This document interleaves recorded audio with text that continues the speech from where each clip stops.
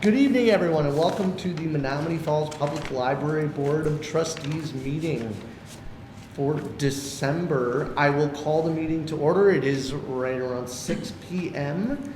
and let's start with roll call to my left. Carol McGibney. Matthew Forner. John Soper. David Munoz. Tom Ewig, Secretary Treasurer. Jacqueline Romer. Ellen Rohr. It looks like we would open it for public comment, but there's nobody here for public comment. So we will head to the consent agenda. Items listed under consent agenda will be approved in one motion unless any board member requests that an item be removed for individual discussion. That item can be considered at an appropriate time during the board's regular order of business or under new business. The minutes of the regular meeting, of the last regular meeting, the bill approval for November 2024 in the amount of $40,921.31. Can I have a motion to approve the consent agenda as presented? Motion to approve. Second. All in favor say aye. Aye. All opposed? Motion carried. Kind of wanted to ask for a discussion on that one if I could for future Oh. meetings. Sure. That's why I asked.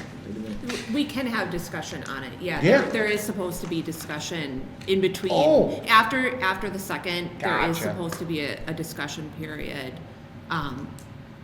So I think this time around, because we're just getting the hang of things, if you have a I would just, I'd be happy to- when I go through it, I just have a lot of questions. yeah, I'd be about it. happy to answer your question. And I just, I guess I need to really kind of get them written down, which I didn't come prepared for all that. Okay. Is there a way for us to submit those ahead of time? I'm sure there is. Just Yes. tell me what I'm supposed to do. So in the certainly you can ask So questions brought up. after the motion and the second. We can have that discussion then. If you have questions in advance that you know you want to ask, you can just reply to the email that we send out with the packet at the Friday before the meeting. And that way, we can respond to you with those answers. And then we can also, either send those to the library board, to the entire library board as a whole, or we can just discuss them here. Yeah, and for the consent agenda, if there's gonna be something discussed and it's in the consent, you can remove it from consent, but then it would have to get put somewhere else on the agenda. Right. So the consent is approved in just a full set motion, but we can pull whatever out. Right. And then we would have to place it somewhere. Somewhere. Like it says right here, either the regular meeting or under new business, just like it says right there. So we would pull it out and put it in either new business or just like it lists here. But, so I guess I'm fine with approving the consent agenda at the moment. I guess my question was, I'm just having a hard time when I look at the budget and try and get the big picture of it. And granted, I've only been doing this for a few months now. But I'm just trying to get my head around what is Bridges mandating us? What is it that we do regularly? How does our budget compare to the growth of our village? And sort of to get a bigger, just a better, more clear picture of how all of these different parts and pieces are playing into that. And so I wanted to know, is there a way for us to sit down and maybe, because what I need is just to sit down and kind of go, well, these are my questions. Is there a way for us to have that presented to us a little more clearly in this? And I don't know if I want to hash that out in this meeting, but is it possible for me to schedule a time to come and sit down and kind Yes. And and Bridges discuss that? is not mandating anything. It's actually Waukesha County. Okay. Bridges just facilitates all of that. That's a big misconception. Well, but it's- yes, absolutely. I think perhaps maybe the best way to start that would be, have you looked at that orientation document that Yeah, I have. Which Okay. is part of it's all part of that. So let me get my questions. Yeah, down. you get your questions and send those I'll to share me, them and to then you. maybe I can answer some of those, and potentially if I feel, I don't know, I guess I can definitely bring some of these to the board and see if you have the same questions. And Jackie, I would be interested in the same thing. So, it would be interesting to, and we'll probably talk about this when we get to the proposed finance committee, but it would be good for us to understand all the little intricacies, because I think this is going to become an issue in the next budget period. So it would be good to have John's questions answered, maybe in a more public forum. Okay, then I have homework. Yeah, so send me what you're thinking, and if you want, you and I can meet to discuss further, to kind of delve into those, and then we can work on really figuring out how we can present those to you guys in the best manner that is the best use of your time, where it's not, a 10-hour presentation, because I could easily Okay, make it that. we'll do that, thank you. Thank you.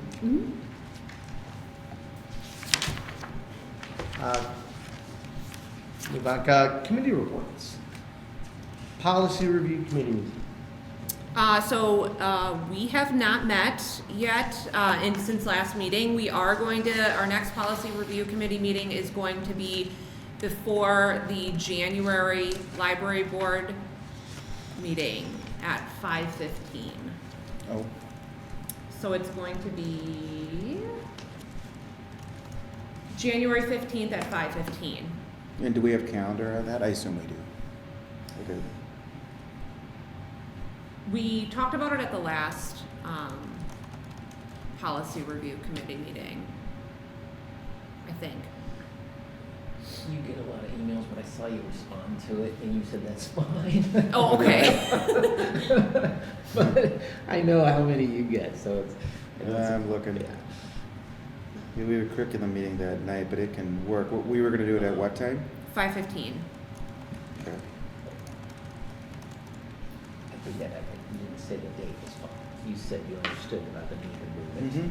And we're gonna be looking at, the makerspace policy and some potential edits to that. And then we are going to be starting review of the collection development policy. And we're really only looking for the board to review that in May. But I anticipate it taking some time to go through, because that's a pretty hefty policy. So we're just gonna start review of that. So 5:15, is that correct? Yep. Okay.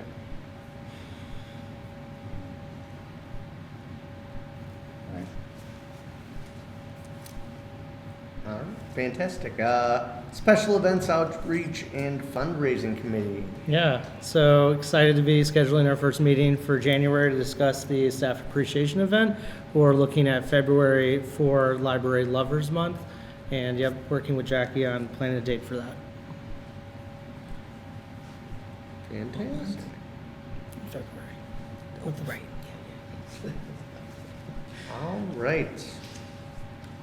Moving on, new business and items for discussion or action possible approval. The first item Carol mentioned earlier is to discuss a possible creation of a finance committee for the library board as a standing committee. Being that Nicole and Ann are both not here, it might be better if we save that discussion for January. Could I get a motion to postpone this discussion until our January meeting? I make a motion to table, is that what we're doing, the finance committee discussion until January? I'll second that motion. Any discussion? Whose idea was that? Who put that on there? Anne requested it be on the agenda. Okay. I think it's a good idea. I think it's a really good idea. It actually speaks to the question that Shober brought up at the very start, that a standing, money is, there's a lot of complicating parts of the way libraries are funded, the way school districts are funded. You would think they're both public, that it would be the same, but it isn't at all. So to get into the particulars of that, it's worth a standing committee, in my opinion, but I agree with the table. Yeah. No, I think it makes a lot of sense. So, any other discussion? All those in favor of tabling or postponing this discussion until our January board meeting, say aye. Aye. Aye. Any opposed? Motion passes.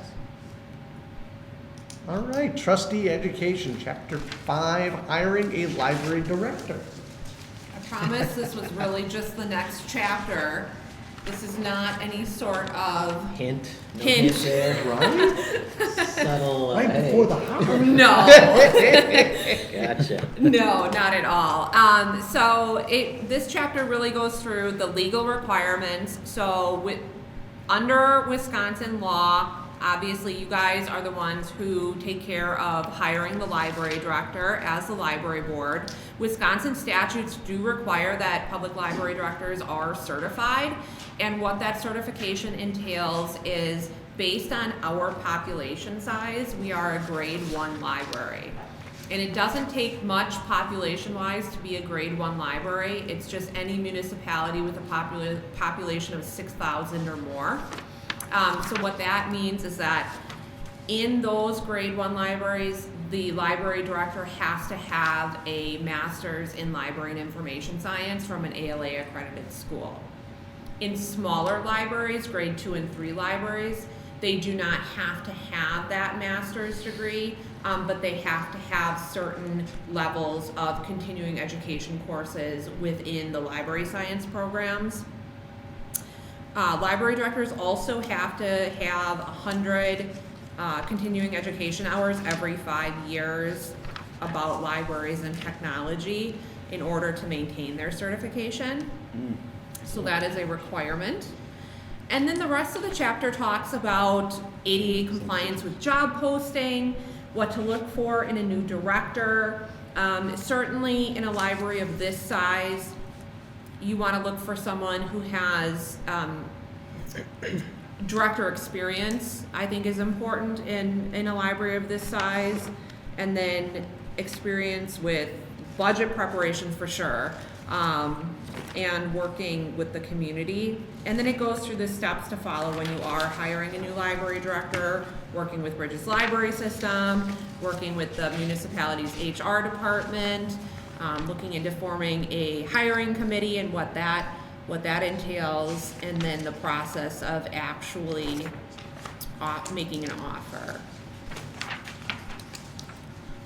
Any questions about that chapter? Now, the certification is all through the DPI, right? Yes. So it's the same as teachers and administrators, similar? Because we have similar hour requirements, so I haven't compared them, I but. actually don't know what your certification requirements are, but Yeah, it's different depending on. yeah. If you're a newer educator, or like I have 3 different licenses, they're all lifetime licenses, teacher, principal, and then superintendent. So then there's different things that I have to do based on the licensure type. Oh, okay. So I assume it's similar. Yeah, that seems very similar, yeah. Yeah. And then like you record your continuing education hours every year. Right. And then every 5 years you submit it to the state. Yeah, Yeah. something like that. Okay. Yeah. Mhm. Yeah, I'll just take a look at them, but this is really good information when I was reading it over. And it seemed pretty aligned with what we're used to seeing, at least with our certified staff, you know, which is probably about half of the district, certified staff. 300, I don't know, something. 300 plus. Do you happen to know, this is trivia, I guess, how many libraries that we have that in the state that aren't a level 1? So how many libraries are there in villages and towns that are under 6,000 people?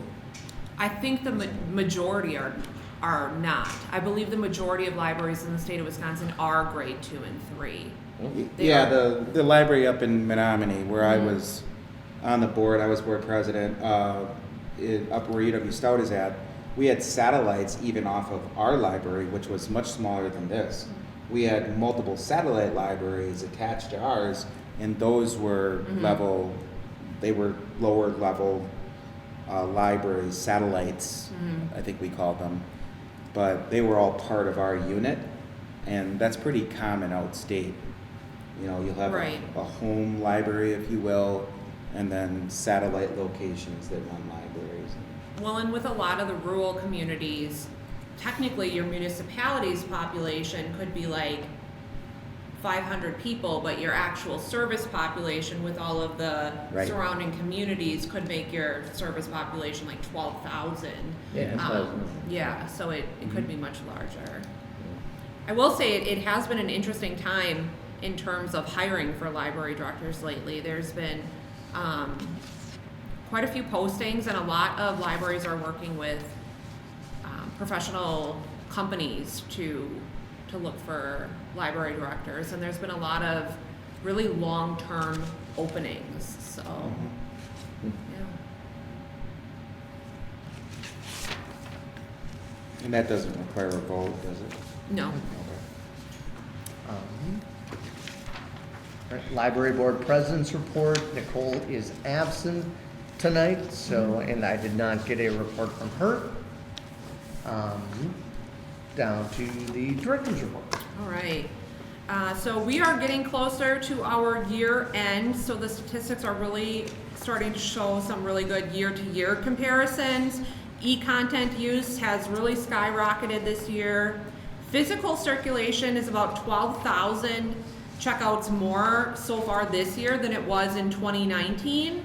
And our visitor door counts are actually exceeding pre-pandemic numbers as well.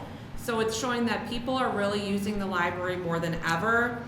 And I've said this before to you, that we really look to those pre-pandemic numbers as our marker of what we want to compare our current success to. So this is great news. Our program counts and participants also are growing very rapidly.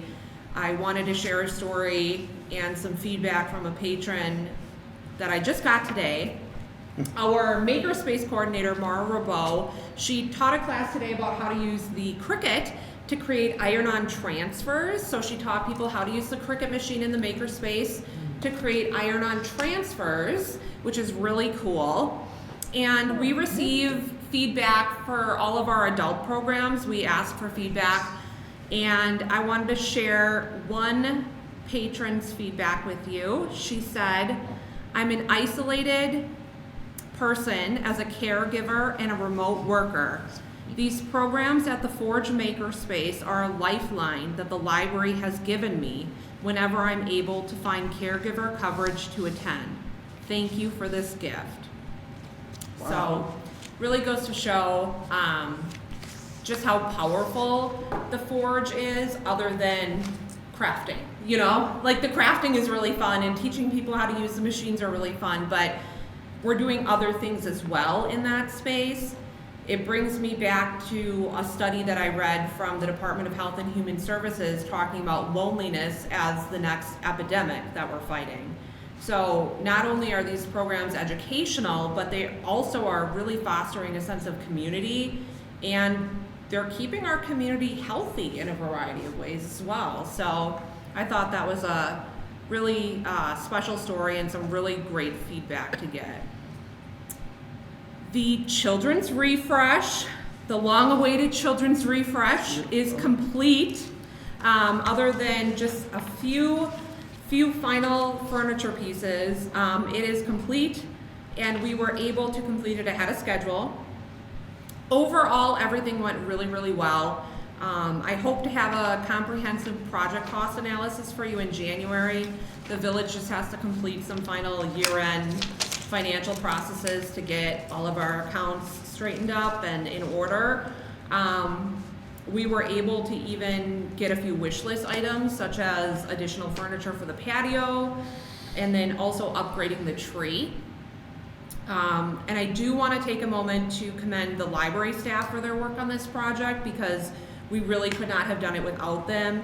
Everybody played a role in this project. So we're talking the pages who kept the materials organized and flowing, our tech services staff who worked behind the scenes on the computers to make sure the children's materials weren't holdable in the catalog when they were unavailable. The children's staff who had to move around the building because they didn't have offices.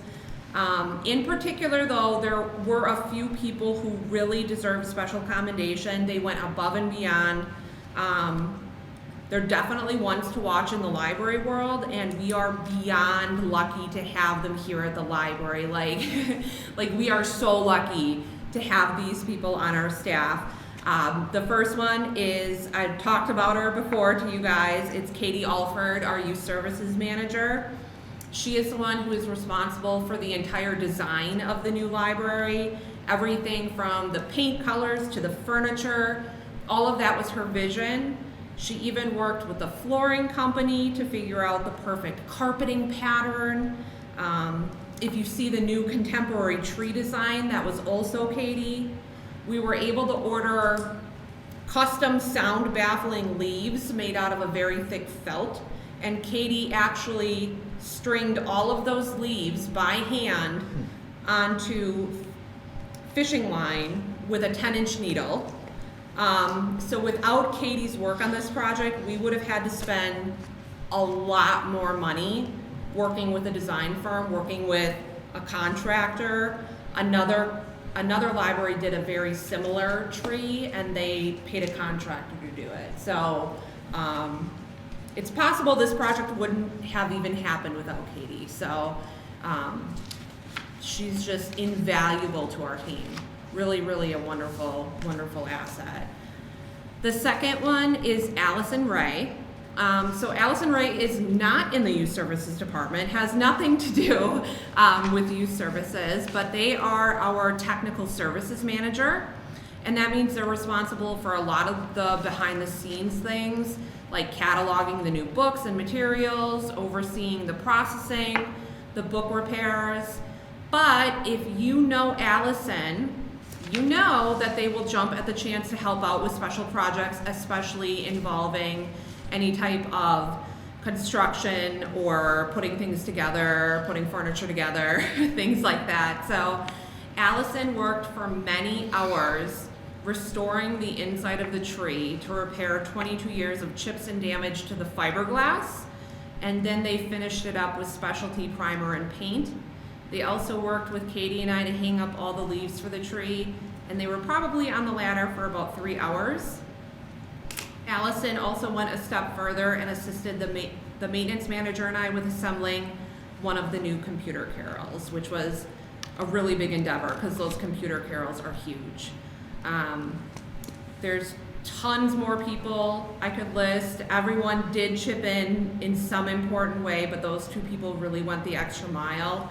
Of course, Ellen kept track of all of the bills and invoices for this project. I would not have been able to even think about that while I was trying to wrangle painters and furniture movers and flooring people. So she deserves some thanks too.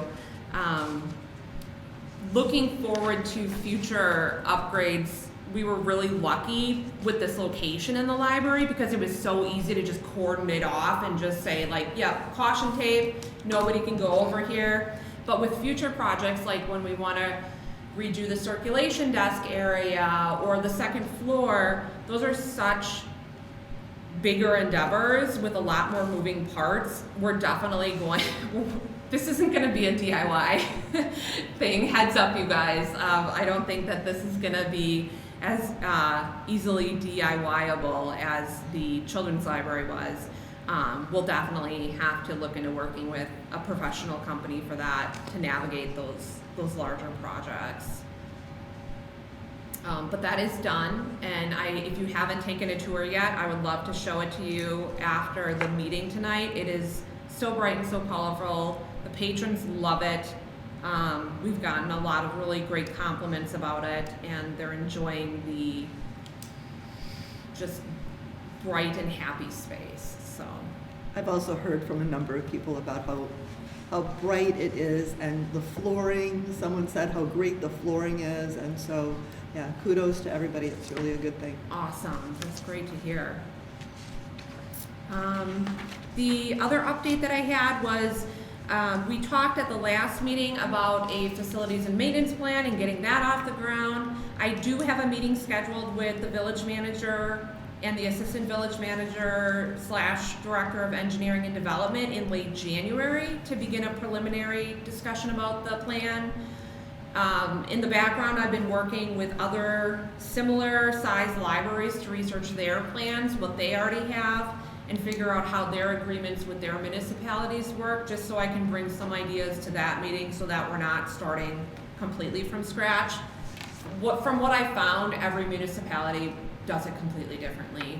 They all have something completely different in terms of agreements with their library and how those facility plans work. And then a coffee shop update. The partnership with Latitude's going really well. You did get the last month in review.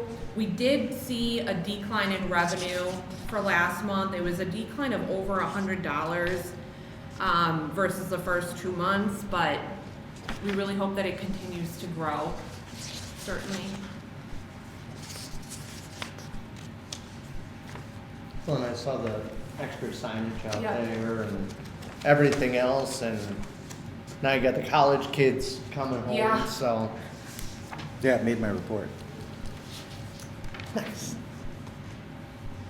You all? That's all I had. Excellent. All right, moving on. Village trustees report. Ann is also absent this evening, not able to make it. So we will head on over to Menomonee Falls School District.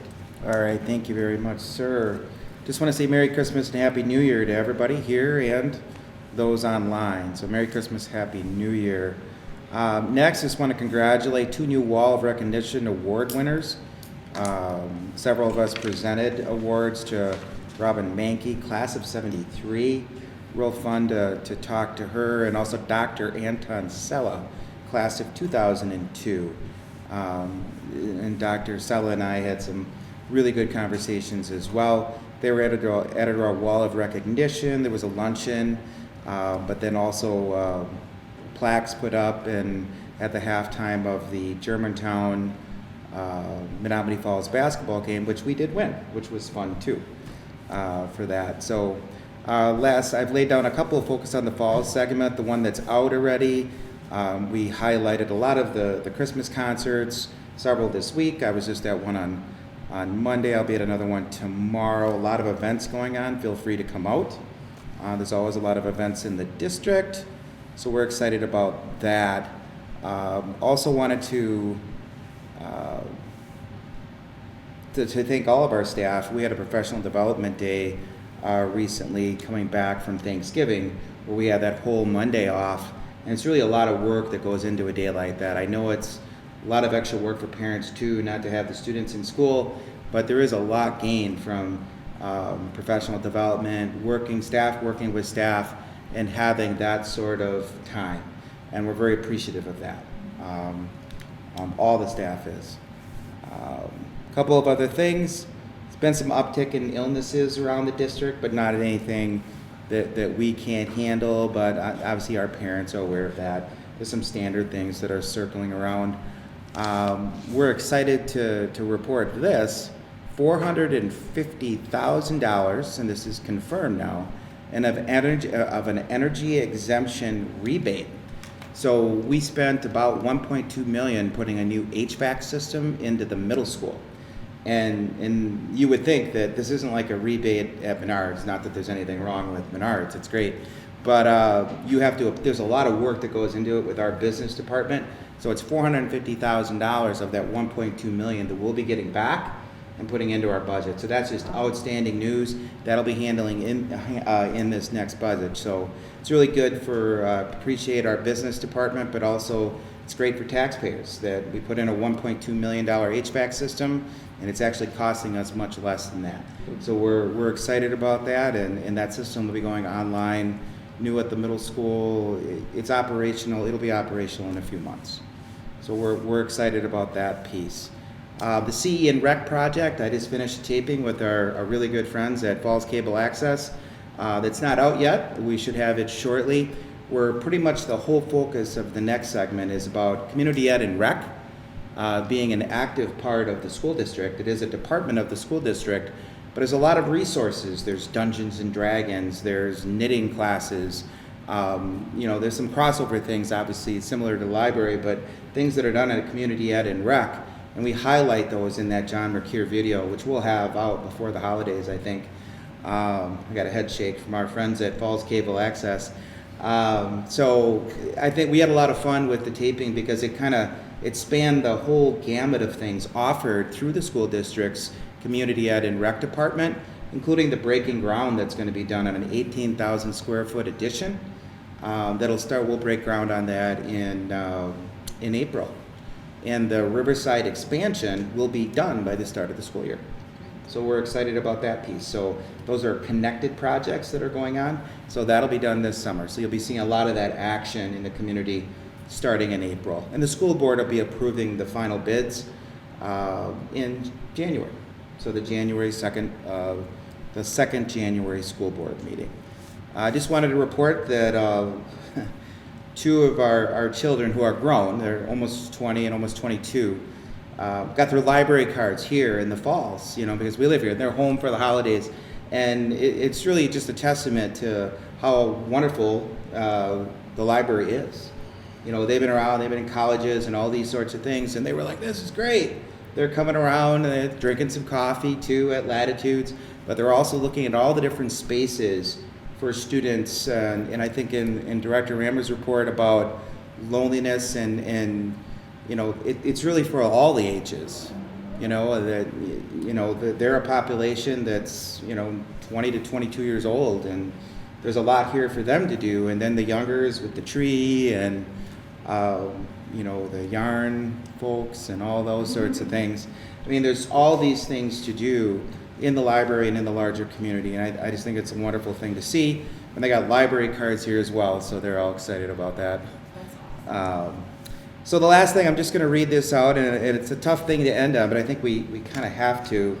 I sent a message to all families a few days ago, actually on the 16th. Unfortunately, there was another school shooting in Wisconsin. So I sent the following message to all families about school safety, something that's our primary concern. It's our first concern in the school district every day. I wrote the following to all families and all staff. As you may be aware, there was a tragedy at Abundant Life Christian School in Madison, Wisconsin. According to police, there are multiple fatalities and injuries due to a school shooting. The news of the events profoundly saddens us. Our hearts and prayers go out to the Abundant Life Christian School community in Madison as they deal with this unspeakable loss. We know that kids, teens, adults will process news like this differently. Counselors are available at each of our buildings to assist students and staff needing extra support. We encourage students and our staff to stop by the counseling office anytime. Schools should be safe and secure at all times.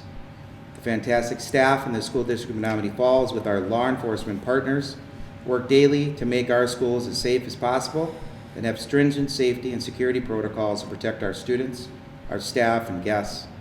The school district works collaboratively with the Menomonee Falls Police and Fire Departments, including having joint safety training as recently as this past summer.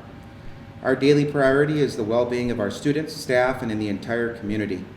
All schools regularly conduct safety drills. As recently as today, actually. And as a district, the school board added another police officer early in 2024, January or February, bringing our total to 3 full-time police officers in the district. The safety plan for the district extends with the State of Wisconsin Department of Justice-led process known as Speak Up, Speak Out.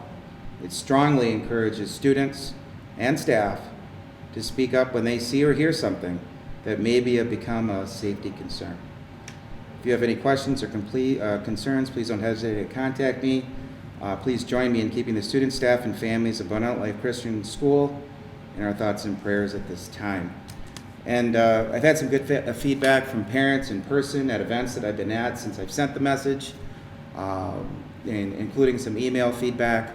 So it's something that it's unfortunate that we have to be dealing with these things.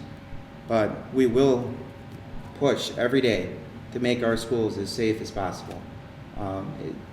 I wish that reading and math were our first concern, but it is school safety. It is school safety, and it will continue to be. Like I said, this is unfortunate, it's sad, but that's all that I have. Any questions? Thank you for doing a public comment like that. I think that's important for the community to know that you are concerned as our superintendent. Yeah, thank you. And it looked like, I mean, I sent that to all parents. So it went to thousands and thousands of emails, and to all staff. So altogether, it was thousands and thousands of emails. I got some good feedback. It's out there. I know it was posted. People take pictures and post it in different places. And I think it's important that we acknowledge that, you know, there's books out there about the world being flat. And, you know, with technology, and people see these things. Students see these things. I had a parent just talk to me at a concert that day and say that I had to talk to my child about this. They saw the message and didn't know. They hadn't seen the news. And thanked me that, hey, I didn't know. Thank you. And I had to talk to it's a tough conversation if, you know, parents choose to have it. So that's an important piece too. When I say the world is flat, it's more about, you know, when I was young in the early 70s, we didn't, unless you turned on the TV, you know, you kind of lived in your zone a little bit. Nowadays, with phones, and people are so connected and so dialed in, they're hearing these things. So that was good feedback. That one parent that saw me at the concert and said, hey, I didn't know. And that's why you send a message like that, to say, hey, you're aware, talk to your child if you choose to. If not, we can obviously facilitate with our counseling staff and support staff. So it's a tough situation. It's unfortunate that we've had to deal with this. Obviously, Germantown last year, there was an incident really close. Not as severe, meaning it's only one person, I think, that the shooter. In this situation, it was much worse. So that's all that I have. Thank you, David. Friends report. So the Friends talked at our November meeting and decided that there wasn't anything that couldn't wait till January. So they postponed their December meeting till January. Our biggest thing coming up is Chocolate Falls is doing a fundraiser for us in January, and I believe that will be after our meeting in January, so I'll be sure to get out that flyer one more time to push it with you guys. So that's all. Fantastic. Thank you, Carol. Anything, any new business that anybody would like to talk about this evening? I think we're going to get a tour of our new spaces, right? We're going to walk Yeah, over. Yeah. absolutely. Yeah, I can take you guys over there for sure. Fantastic. Well, then our next meeting is January 15th, 2025 at 6 p.m. Meeting is adjourned. Merry Christmas and a Happy New Year to everybody. Merry Christmas and a Happy New Year.